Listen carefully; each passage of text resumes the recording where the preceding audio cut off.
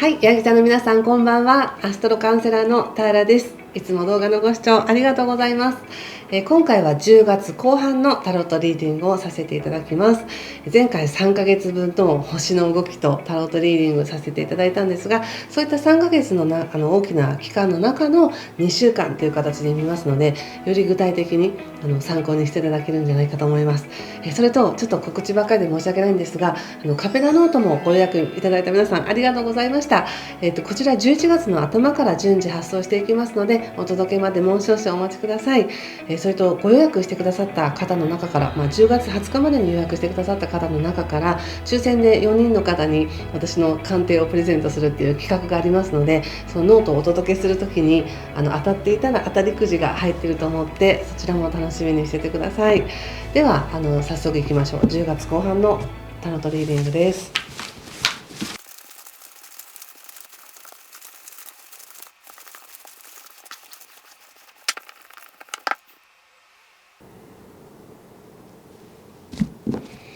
はい、じゃあ一緒に見てみましょう。ペンタクルス、キング逆、ソード6、節制逆、ラバーズ逆、女教皇逆、ワンドクイーン逆、忍者逆ということですか。はい、すごいね。気をつけることや対策は鳳凰の逆とジャスティスとオラクルは死神の逆です。すごいね。なんか大アルカナいっぱいって感じですし、逆位置も多いですけれども、それだけ何か揺れてるんだなって感じがしました。とても強い運気がありまして、特にこの10月15日っていうのはね、日食ですし、社会運のところで起こるので、ヤギ座の皆さんの生き方とか社会、仕事、環境において何か意図することでそれが整っていくよ、変わっていくよっていう、そういういい区切りなんですけど、カードで見てこの2週間だけで見ても相当揺れてるなっていう感じがありまして、これいいことですけどね、考えさせられているってことなんですね、とても。で、本来はご自身はもうこのペンタクスのキングのようにゆったりと堂々とした椅子に座って、もう緑もね、植物も茂って豊かさの中にいたいみたいな感じがあるんですけど、それをどうすれば自分がその状態になれるのかを一生懸命手ごねいているっていう感じがあるんです。ただ運勢はとても静かに応援しています。これね、静かに応援しています。ちゃんと後ろから背中を押して流れていくよっていう風に応援されています。ですごく少し前からなのか、どうすればうまくいくのかっていうことをすごく考えてる感じがするんですね。で、それだけ考えるだけの、材料があるというか、どっちの方がいいのかなもそうだし、どうすればいいのかなもそうだし、すごく才能豊かな感じがするんです。なのでおそらくヤギ座の皆さんの中にもいろんな方がいらっしゃるとは思うんですけれど、皆さんが抱えていらっしゃる自分が持っている能力、才能、経験っていうものをどうやって組み立てて何に一番使おうかみたいなことを考えているのかなって感じがしたんですよね。で、それを決めかねてどこに一番に優先順位を持っていけばいいかわからないというところで、エネルギーや本当の才能をなかなか出し損ねているみたいな感じがあります。で、そうね、ちょっとカードで見てみようかな。ただ私が受けてるメッセージとしては、鳳凰の逆とかジャスティスとか出ているので、あ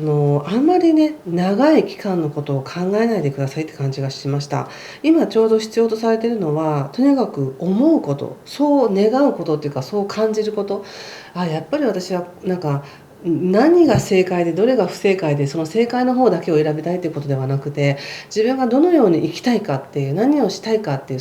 うまくいくからそれをするではなく、自分のが一番思っている強い情熱があるところにエネルギーを注いでほしいので、もしこれがね3ヶ月後に自分の気持ちが変わったっていいわけです。今はこう思うっていう、その今に焦点を合わせてねっていう形で言っています。でないと3ヶ月後はこうとか1年後はこうとかっていうことを考えて判断していると、もう常に状況っていうのは変わるので、今この10月はどうかっていうので見た時に、もう答えは出てるんじゃないですかって感じがしたんです。自分の意識一つでこれは全部聖地に変わっていくっていうふうに捉えています、私はいつも。なので、すごく聡明に自分が思っていることを信じてやりさえすればその通りにいくし、なおかつそれでまたうまくいくし、さらにもっと良くするための考察洞察というのかな、その考えをその状態からまた作っていける。全部整えてからやるのではなく、やりながら考えていって整えていけるよっていうふうに言われているので、すでにもうなんか必要な材料は揃ってるって感じがするんですよね。経験とかいろいろ。はい、ちょっと見てみますね。なので今迷っていたとしても、どっちにしてもそれはうまくいくからって感じがします。そして何を目指すかって言ったら、本当に自分の情熱に従って、もう少しそれが広がるには根が入るまで時間がかかるかもしれないけれども、着実にやってることっていうのは成長してますよとか、根はちゃんと育っていってますよっていうメッセージだと思ったんです。運命の輪の逆が出てるので、やはりもう少し時間がかかるんですよね。なので今は今の決断だけでいいと思います。今思うこと。